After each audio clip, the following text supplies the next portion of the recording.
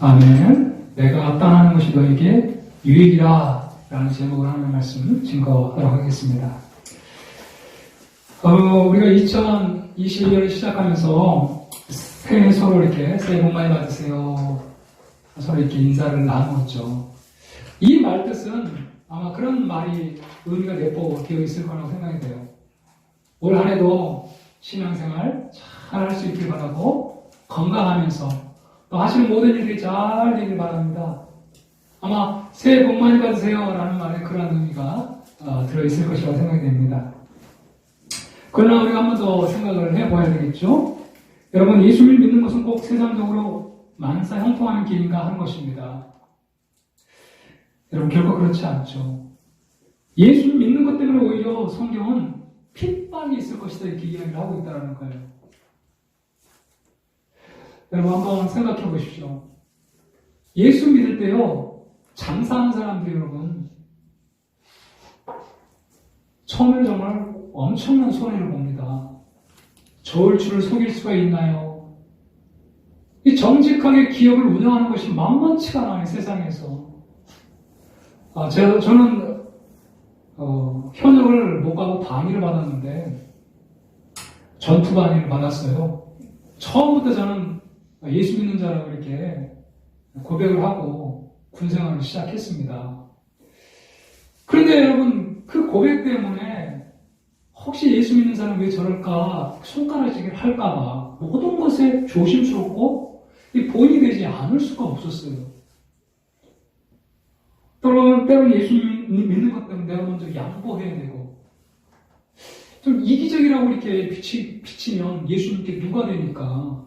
그래서 양보를 하고 또 억울한 누명을 이렇게 당한다 할지라도 그것을 참아야 했어요. 여러분, 예수 믿을 때 오히려 더 좁은 삶을 살 수밖에 없고 손해 볼 수밖에 없어요.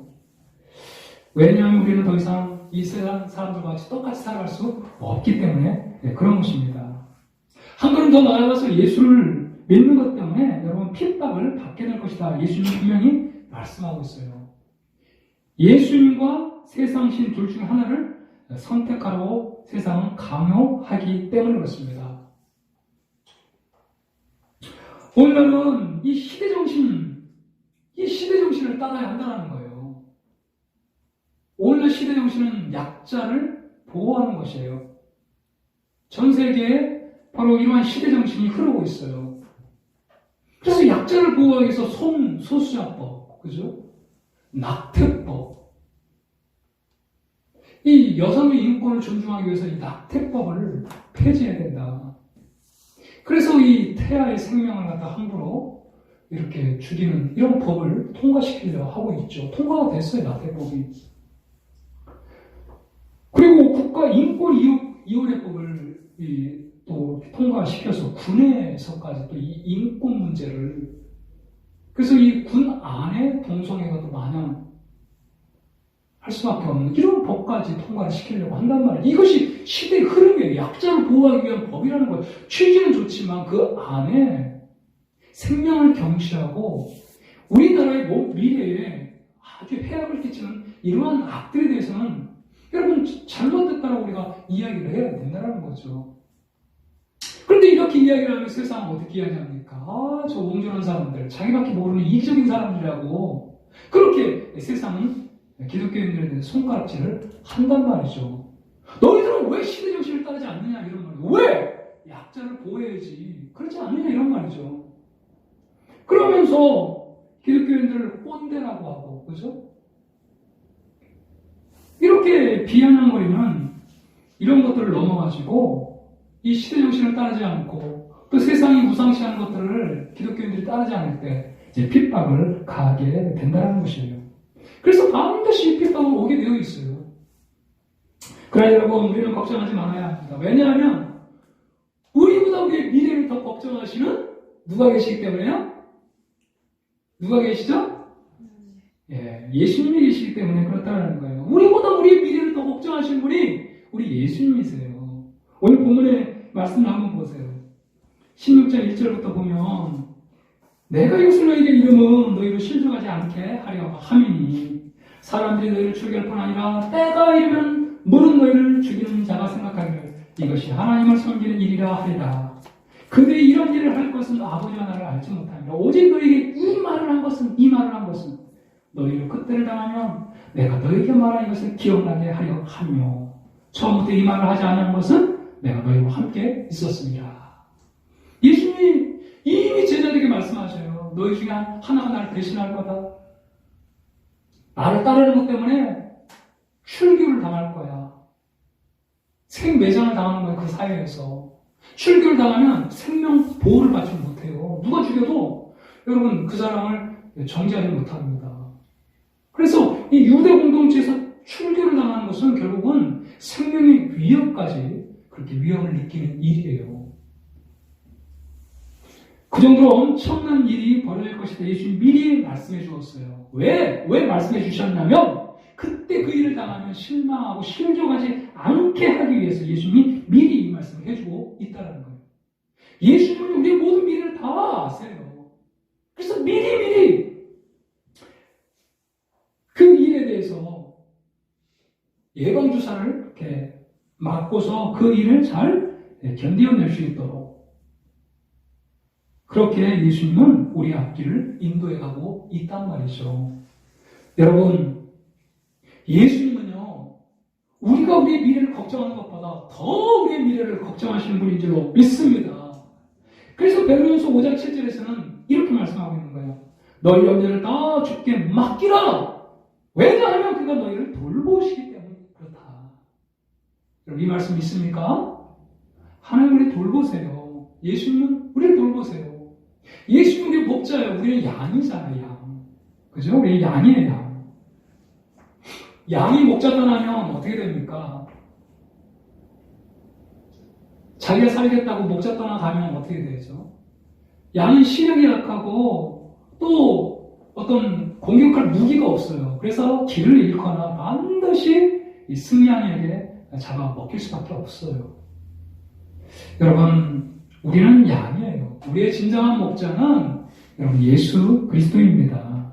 그렇기 때문에 우리의 모든 미래를 우리가 염려하지 않고 우리 주님 앞에 맡기면 주님 우리를 돌아보사 우리의 모든 미래의 길을 인도해 가실 줄로 믿습니다. 여러분, 이 말씀을 좀 잘 우리가 눈여겨봐야 돼요. 미리 실망하지 않게끔 예수님은 우리의 미래에 무슨 일이 일어날 것까지 다 알고 계세요. 그래서 우리가 실족하고 실망하지 않도록 예수님 미리 말씀해 주고 있다는 거예요. 우리의 미래보다 우리가 우리의 미래를 걱정하는 것보다 예수님이 더 우리의 미래를 걱정하고 계시는 분이에요. 여러분, 이 예수님께 우리의 인생을 맡길 수 있기를 바랍니다. 2021년 한 해도 이 예수님께 우리의 미래를 맡기면 주님께서 책임지시고 우리의 삶을 아름답게 인도해 가실 줄로 믿습니다. 이렇게 친절하게 예수님이 떠난 후 어떤 일들이 일어날 것인가 말씀해 주심에도 불구하고 5절에 보니까 제자는 여전히 근심 걱정으로 가득 차 있어요. 그죠? 5절에 보니까 지금 내가 나를 보내신 이에게로 가는데 너희 중에서 나더러 어디로 가는지 묻는 자가 없고 도리어 내가 이 말을 함으로 너희 마음에 근심이 가득하도다. 왜 예수님이 계속해서 이 말을 하는데도 염려와 근심으로 가득하나요? 영적 실상을 깨닫지 못하기 때문에 그래요. 영적인 눈이 가려져 있으면 얼마나 걱정하고 근심하는 거예요. 눈에 보이는 현실만을 바라보기 때문에 그렇습니다. 만약 제자들이 이 영적인 눈이 열려 주님이 떠나신다고 할 때 제자들이 만약에 영적 눈이 열렸다고 한다면 예수님께 이렇게 질문했을 거예요. 예수님 어디로 가십니까? 물론 전에도 베드로나 도마가 예수님 앞에 예수님 어디로 가세요? 내가 예수님 자꾸 떠난다고 하니까 어디로 가세요? 물어봤어요. 근데 정말 예수님이 어디로 가시는지 궁금해서 묻는 게 아니고 왜 떠나야 하시는가? 이 질문을 묻기 위해서 그런 대답을 했던 거죠. 어디로 질문을 했던 거죠. 어디로 가십니까? 그러나 오늘 본문을 보니까 예수님은 자신이 떠나는 것이 우리에게 유익이라고 말씀하고 있습니다. 우리 7절 말씀을 같이 한 목소리로 읽어봅시다. 시작. 그러나 내가 너희에게 실상을 말하노니 내가 떠나가는 것이 너희에게 유익이라. 내가 떠나가지 아니하니 보혜사가 너희에게 오시지 아니할 것이요 아니면 내가 그를 너희에게로 보내리니. 오늘 보세요. 내가 실상을 내가 말하겠다. 내가 떠나가는 것이 우리는 유익이다. 제가 오늘 제목의 말씀을 내가 떠나가는 것이 유익이다 이렇게 잡았는데, 제가 이 말씀을 묵상하면서 참된 영적인 이 진리를 깨달으니까 참 자유함이 있더라고요. 여러분의 심령 가운데도 오늘 말씀을 받으면서 여러분 이 마음 심령에 참 자유함이 있는 그런 시간이 되길 축복합니다. 여러분, 첫 번째로 예수님이 떠나는 것이 유익인 이유가 무엇이냐면 예수님이 아버지께로 가기 때문이라고 말씀하고 있어요. 네, 아버지께로 가기 때문이다. 자, 5절 말씀해 보니까 지금 내가 나를 보내신 이에게로 가는데 이렇게 말하고 있죠. 5절에 지금 내가 나를 보내신 이에게로 가는데, 우리가 한번 생각해 봐야 돼요. 예수님께서 아버지께로 간다는 말이, 나를 보내신 이가 아버지잖아요. 이 말이 도대체 무슨 말인가? 이 의미를 우리가 분명히 깨달아야 돼요. 지금 내가 나를 보내신 이에게로 간다, 이 말. 이 말의 의미를 깨달을 때에 정말 예수님이 따르는 것이 유익이다라는 것을 우리가 깨닫게 됩니다. 여러분, 예수님이 아버지께로 간다는 것은 예수님이 죄 없는 분임을 말씀하고 있는 거예요. 여러분, 아버지께 설 수 있는 사람은 죄 있는 사람이 설 수 있어요, 없어요? 없어요. 아버지께로 간다는 것은 예수님이 죄 없는 분임을 말씀해주고 있고, 내가 왔던 곳으로 또 다시 돌아간다는 것은 예수님의 출처가 어디라는 거예요? 내가 왔던 곳으로 다시 돌아간다는 것은 뭐예요? 예수님의 출처가 어디라는 거예요? 하늘이라는 거예요, 하늘. 그러니까 예수님은 육신을 입고 이 땅에 오신 누구라는 걸 말씀하고 있어요? 하나님입니다. 그러니까 내가 나를 보내신 이에게로 간다라는 이 말은 예수님의 죄 없는 분임을 말씀하고 있는 것 동시에 다시 내가 왔던 곳으로 간다라는 것은 바로 예수님이 하늘나라에서 육신을 입고 이 땅에 오신 하나님임을 분명히 말씀하는 말씀이에요. 엄청난 말씀이죠. 여러분, 성경은 한결같이 예수님이 부활 승천하셔서 하나님의 보좌 우편에 하늘과 땅의 모든 권세를 가지고 마지막 날 세상을 심판할 심판주라고 말씀하고 있어요. 여러분, 심판할 수 있는 분은 이 온 세상을 만드신 창조주밖에 없는 줄 믿습니다. 그래서 예수님은 창조주이셔요. 그 창조주이신 예수님이 육신을 입고 이 땅에 오셨다는 거죠. 아버지께로 다시 돌아간다는 이 말은 그렇기 때문에 예수님이 누구인가를 우리에게 정확하게 보여주는 그러한 의미라고 할 수 있습니다. 그렇다면 예수님이 육신을 입고 이 땅에 오신 하나님이라는 증거가 여러분 있어요? 증거? 적어도 하나님이 이 지구를 밟았다고 한다면, 하나님이 이 땅에 오셨다고 한다면 여러분 어떤 증거를 남겨두고 가시지 않았겠어요? 여러분들이 지금 증거라는 말을 딱 들었을 때 떠오르는 단어가 무엇입니까? 예수님이 하나님이라는 증거가 도대체 뭘까? 어떤 사람은 예수님이 물 위를 걷는 장면을 한번 떠올릴 수도 있을 거예요. 자연 만물을 초월하시는 분. 어떤 사람은 병자를 고치고 나인성 과부를 살렸던 이러한 어떤 예수님을 연상할 수도 있을 거예요. 그런 것들도 뭐 다 증거라고 할 수 있어요.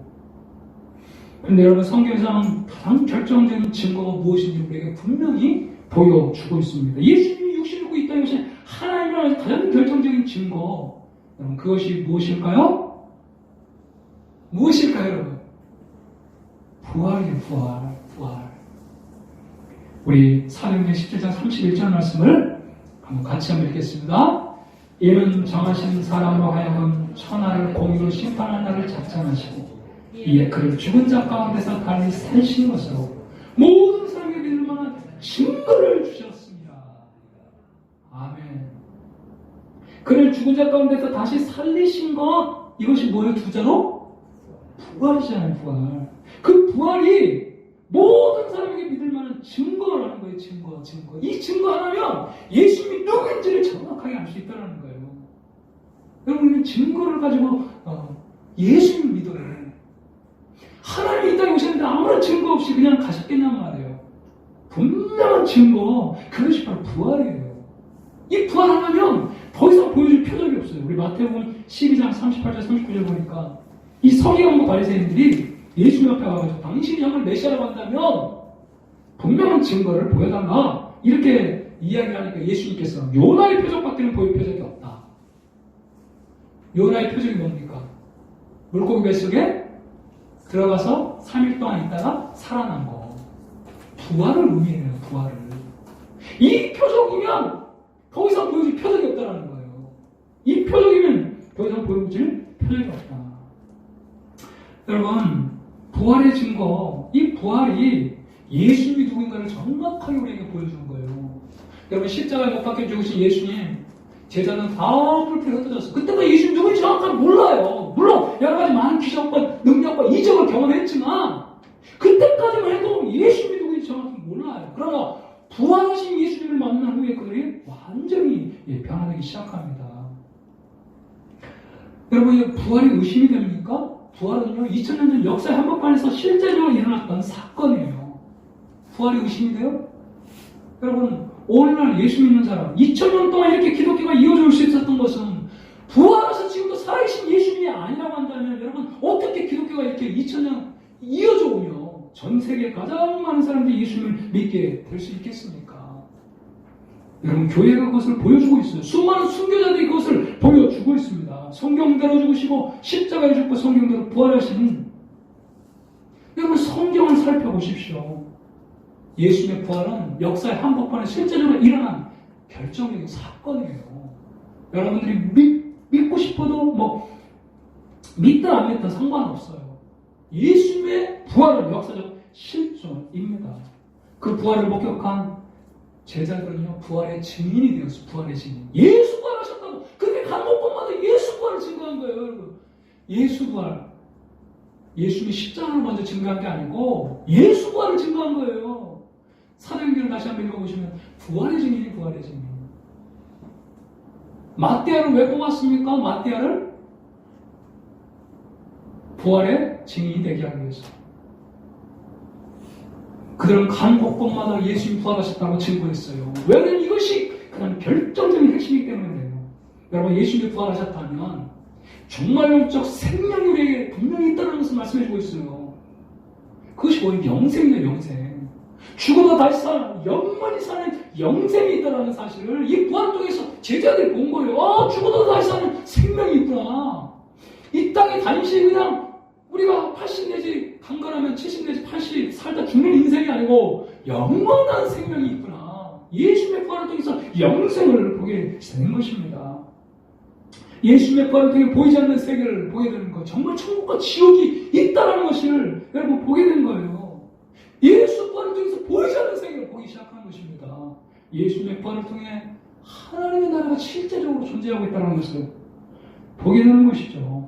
악한 사단 마귀 영적인 세력이 있다는 것을 깨닫게 되고요. 예수님의 부활을 통해서 보니까 여러분, 예수님은 부활하셨다는 것은 이분이 죄가 없다는 것을 말씀해주는 결정적인 증거잖아요. 그렇다면 죄가 없는 분이 어떻게 십자가 못 박혀 죽을 수 있겠냔 말이에요. 성경에 보니까 그가 찔림은 우리의 허물 때문이다. 메시아가 이 땅에 오셔서 죄인을 위해 십자가 못 박혀 죽으신 것이 정확하게 예언되어 있어요.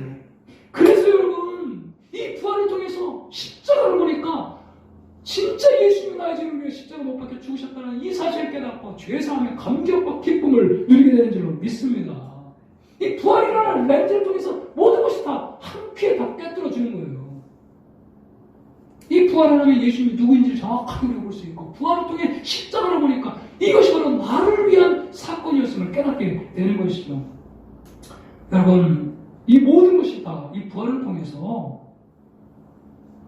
우리가 깨닫게 되는 사실이에요. 우리가 어떻게 천국과 지옥이 있다는 것을 깨닫게 됩니까? 이 종말론적 생명, 이 부활을 통해, 예수님의 부활을 통해서 한 번도 경험해보지 못한 이러한 생명을 우리가 보았고, 이 영적인 세계가 있다는 것을 깨닫게 되는 것이죠. 여러분, 천국과 지옥이 분명히 있어요. 그래서 제자들은 가는 곳곳마다 이 부활의 증인으로서 예수님이 부활하셨다. 천국과 지옥은 분명히 있고, 예수 믿음으로만 구원받을 수 있다는 것을 강력하게 여러분 증거하면서 자기 목숨을 내어놓으면서 증거했던 것입니다. 사랑하는 여러분, 예수님이 아버지께로 가지 않는다고 한다면 어떻게 됩니까? 십자가, 부활, 승천 이것들은 없었을 거예요. 그러나 예수님께서 아버지께로 가시기에 그 과정을 통해 예수님이 누구인지를 정확하게 알려주심으로써 우리가 예수 한 번을 믿고 구원받는 놀라운 얘기를 열어주신 줄로 믿습니다. 여러분, 아버지께로 가는 것이 우리의 최고의 유익이에요. 예수님이 아버지께로 감으로 말미암아 우리가 죄사함을 받잖아요. 십자가를 통해 죄사함을 받고 이 부활을 통해 예수 그리스도가 누구인지를 정확하게 우리가 알게 되는 것이죠. 이 분명한 증거. 여러분 고민해 보셔야 돼요. 정말 고민해 보셔야 됩니다. 여러분 정말 예수님이 떠나가는 것이 유익입니까? 예수님의 십자가 부활 승천을 잘 묵상해 보십시오. 거기에서 우리는 예수님이 누구인지를 알고 그분께 굴복되는 삶을 살 수 있어요. 여전히 내가 주인 되어 살아가는 삶이 아니라 나의 진정한 주인이 있구나. 지금도 부활해서 살아계셔서 온 세상을 통치하시는 만왕의 왕이신 예수님이 계시구나. 여러분 우리가 부활을 통해서 이 모든 것들을 다 깨닫게 되죠. 여러분 부활이 나의 실종이 될 때까지 묵상하셔야 돼요. 그래서 예수님이 떠나가는 것은 우리에게 최고의 유익이 되는 것입니다. 두 번째로 예수님이 떠남으로 성령님이 오시기 때문에 자신이 떠나는 것이 우리에게 유익이라고 말씀을 하고 있죠. 7절에 보니까 그렇게 말하죠. 우리가 아까 읽었죠. 자, 그런데 도대체 성령이 오셔서 무슨 사역을 하시길래 우리에게 유익이 되는 것인가? 8절에 보니까 그가 와서 죄에 대하여 의에 대하여 심판에 대하여 세상을 책망한다. 성령이 오셔서 책망하는 일을 한다는 거예요. 여러분 책망 듣기 좋아하는 사람 있어요? 없어요? 없어요. 그죠? 그런데 때로는 이 책망이 나를 살리기도 해요. 아내가 자꾸 이렇게 잔소리를 하면 막 듣기 싫어요. 어떨 때는. 그래도 그 잔소리가 어느 순간에 다시 이렇게 묵상하다 보면 아 그렇지. 내가 이 부분이 부족하구나. 그 책망을 책망으로 받아들이는 겸손이 있으면 그걸 통해서 여러분 새로운 생명의 역사를 만들어내시는 것이죠. 성령께서 오셔서 책망하는 세 가지가 있는데 죄, 의, 심판에 대해서 책망하시는 거예요. 여러분 이 말씀을 한번 잘 생각해 봅시다. 부제 우리가 죄에 대하면 죄가 무엇이라고 말씀하고 있어요? 죄? 같이 한번 읽겠습니다. 9절 시작. 죄에 대하여라면 그들이 나를 믿지 아니하며. 자, 우리가 죄에 대해서 생각할 때, 세상 사람들이 생각할 때 뭐가 죄라고 생각합니까? 윤리적이고 도덕적인 어떤 그 죄를 대부분 다 생각하잖아요. 근데 성경에서 말하는 이 죄는 무엇이냐? 이 근본적인 죄가 뭐냐? 이 윤리적인 죄는 다 그것을 떠났기 때문에 발생되는 죄에 불과한 거죠. 여러분, 성령께서 책망하시는 근본적인 죄는 바로 예수 믿지 않는 죄인 줄로 믿습니다. 이것을 성령께서 우리에게 깨닫게 하시는 거예요. 내가 얼마나 하나님 앞에 큰 죄인인지, 나로 하여금 죄의 실상을 보게 하고, 나 같은 죄를 위해 십자가에 못 박혀 죽으신 분이 예수 그리스도임을 깨닫게 하도록 예수 그리스도를 믿게 하는 그 역할을 성령께서 하신다는 거예요. 여러분 정말 여러분 죄에 대해서 아파해 본 적 있어요? 내가 하나님 앞에 반역 죄인임을 깨닫고 여러분 철저히 울면서 하나님 앞에 회개한 적이 있냔 말이에요. 그게 바로 성령의 역사예요. 성령께서 그걸 깨닫게 하시는 거예요.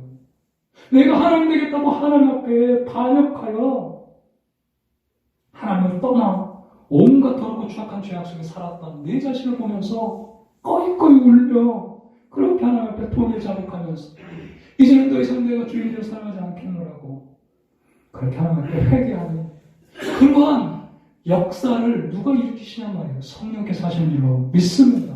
그래서 성령이 아니고는 구원받을 수 있어요? 없어요? 없어요. 성령께서 우리 가운데 함께 하실 때만 내가 죄인임을 깨닫게 되고 모든 죄를 구원하여 예수님이 이 땅에 오셨다는 것을 성령께서 깨닫게 하시는 거예요. 여러분, 그렇습니다. 그뿐만 아니라 두 번째로 의에 대해서 책망을 하세요. 우리 10절 말씀 한번 같이 읽겠습니다. 10절 시작. 의에 대하여 내가 아버지께 가리요 너희가 다시 나를 보지 못하니요. 여러분, 이 의라는 거, 참된 의로움은 바로 예수 그리스도임을 말씀하고 있어요. 아까 말했던 것처럼 아버지께 간다는 것은 이분이 뭐가 없다는 거예요? 죄가 없다는 거예요. 그래서 이 세상의 유일한 의는 예수 그리스도밖에 없는 줄로 믿습니다. 그래서 아버지께로 가는 것이 참된 의예요. 의. 그뿐만 아니라 이 의라는 것은 인간의 행위로 없는 것이 아니라 예수님을 믿음으로 주어지는 것임을 성령께서 우리에게 깨닫게 하시는 거예요. 이 세상의 진정한 의는요, 예수님밖에 없고, 그리고 그 의를 얻는 비결도 예수를 믿음으로만 얻을 수 있다는 이것을 성령께서 우리 가운데 깨닫게 해주시는 거예요. 그래서 예수 믿게 하는 것이죠. 그뿐만 아니라 세 번째로 심판에 대해서 책망하시는데 11절에 보니까 이 세상 임금이 심판을 받았다. 죄의 형벌을 받으시고 예수님이 십자가에서 죽으심으로 마귀의 세력을 멸하신 것이죠. 이 마귀의 머리를 박살내셨어요. 이 거짓의 아비 마귀. 성령님은 그 십자가의 의미를 우리에게 분명하게 깨우쳐 주시는 것입니다. 여러분, 예수님만이 이 세상의 유일한 심판주가 되셔요. 성령이 그것을 깨닫게 하셔요. 저와 여러분은 반드시 심판대 앞에 서게 될 것입니다. 제가 어렸을 때, 제 고등학교 때 그 꿈을 한번 꿨어요. 진짜로 이렇게. 이 옛날에 명화극장이라고 영화가 있었잖아요. 그런데 그 명화극장이 시작하기 전에 그 오프닝으로 빰빰빰빰 빠바밤 하면서 이렇게 필름이 이렇게 넘어가는 그런 그 오프닝이 있었거든요. 근데 그게 꿈에서 정말 나타나더라고요. 내 인생 살아오는 그 필름이 하나님 앞에서 쫙 펼쳐지는데, 여러분, 그 필름이 펼쳐질 때 하나님 앞에 내가 의롭다고 설 수 있는 사람이 어디 있겠냔 말이에요. 심지어 청문회에서 여러분, 먼지 털어, 먼지 안 난 사람이 어디 있겠어요? 그래서 우리의 의로움은 절대 하나님 앞에 설 수가 없어요. 반드시 심판의 그때가 있을 텐데, 여러분, 예수 그리스도께서 입혀주시는 의의 옷이 아니면 여러분 그 심판을 넘어갈 수 있는 사람이 없을 줄로 믿습니다. 성령님은 바로 이 심판을 우리에게 깨닫게 해주신다는 거예요. 반드시 심판이 있다는 것과 그 심판이 예수를 통해서 여러분 넘어간다는 이 사실을 성령께서 깨우쳐 주시는 것이죠. 그래서 결국 13절에 보니까 진리의 성령이 오시면 그가 너희를 모든 진리 가운데로 인도하신다. 성령이 오셔야만이 보이지 않는 영적 세계가 열리고, 성령이 오셔야만이 십자가의 그 놀라운 구속의 은혜를 깨닫게 되고, 성령이 오실 때만이 정말 능력을 받고 예수 그리스도의 부활의 증인으로 여러분 살아가는 줄로 믿습니다. 그래서 제가 우리 교회 연구표를 이렇게 정한 거예요. 성령의 능력으로 영원권의 제사 삼는 그런 교회. 성령께서 함께 하시지 않으시면 절대 구원의 역사가 일어날 수가 없어요. 이곳에서 말씀을 동일하게 받지만 성령께서 이 말씀을 받는 그 순간에 깨닫게 해주시지 않으시면 이 말씀을 이해할 수가 없어요. 그냥 단지 졸리기만 해요. 그런데 성령께서 역사하시면 말씀이 꿀과 같이 여러분 달게 되는 줄로 믿습니다. 여러분의 그런 은혜가 있길 축복합니다. 제 말씀이 굉장히 딱딱하잖아요. 그래도 여러분 졸지 않고 이렇게 있는 게 고마워요. 그러나 성령께서 역사하실 때 그 말씀이 너무 꿀과 같이 달고요. 성도들과 이 교제하는 것이 얼마나 고맙고 감사한지요. 이 성령께서 역사하실 때 그런 일들이 이루어지게 되는 것이죠. 여러분, 성령이 아니오시면 우리 아무것도 안 해요. 그래서 성령께서 또 다른 보혜사이신 성령께서 예수 그때 영이신 성령께서 오실 때에 여러분 우리는 천국을 경험하는 역사가 일어나게 될 줄로 믿습니다.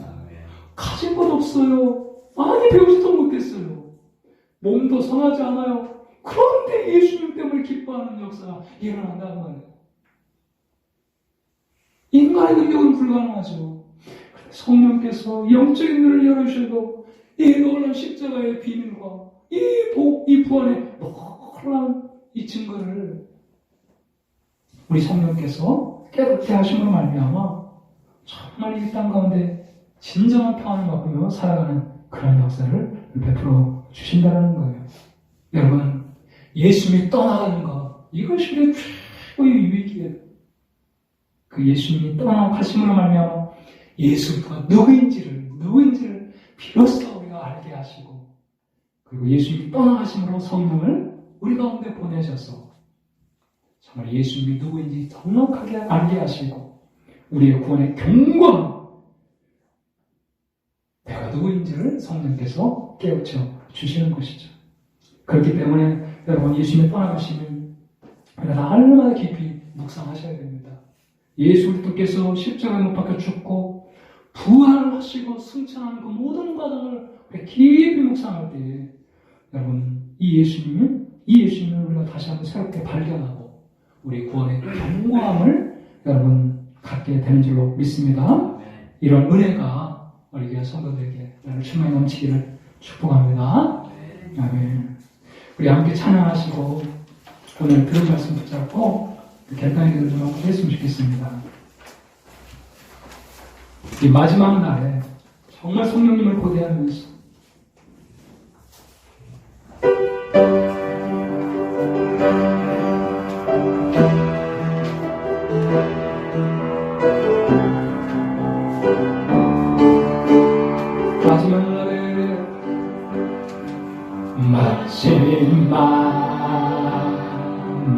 날에 내가 나의 운 내가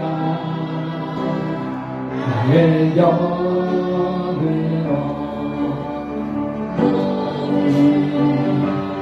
백성에게 구원 주리라 하는 자를 예언할 것이요 청년들은 한 산을 보고 아이들은 꿈을 꾸리라 주의 영을 나며 자녀들은 예언할 것이요 한 산을 보고 아이들은 꿈을 꾸리라 주의 영을 나며 성령이며 성령 기여의 시간이 와소서 하소서 성령이여 성령 기여 우리에게 임마 성령이 임하소서 다시 한번 고백합니다. 성령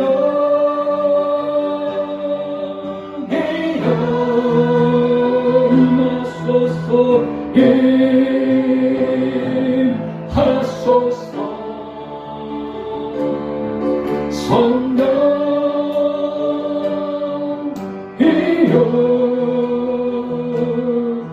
은혜에 임하소서. 우리 오늘 이 시간에 좀 같이 기도했으면 좋겠어요. 이 간절한 사모함을 좀 허락해 달라고. 성령이 아니면 내가 죄인인지도 깨닫지 못하고 내가 얼마나 영적으로 비참한 존재인지를 알지 못합니다. 성령이 내 가운데 임하사 정말 나의 죄인됨을 깨닫게 하시고 십자가의 그 놀라운 은혜를 하나님 깨닫게 하시며 이 부활을 통해 모든 사람이 믿을 만한 증거 주셨는데 예수님만이 나의 유일한 하나님이심을 하나님 이 부활을 통해 분명히 깨닫게 하시고 확신을 갖게 하시고 그래서 예수 그리스도 안에 거하는 것이 기쁨이요 예수님 한 분만으로 충분한 인생 되게 도와달라고 성령의 은혜를 충만케 하여달라고 우리 한번 같이 기도하겠습니다. 아버지 하나님 오늘 위한 시간을 주여 다시 한번 예수님 떠나는 것이 유일이라 이 하나님의 말씀을 살펴보았습니다. 주여 예수님이 떠나는 모든 과정 예수님의 십자가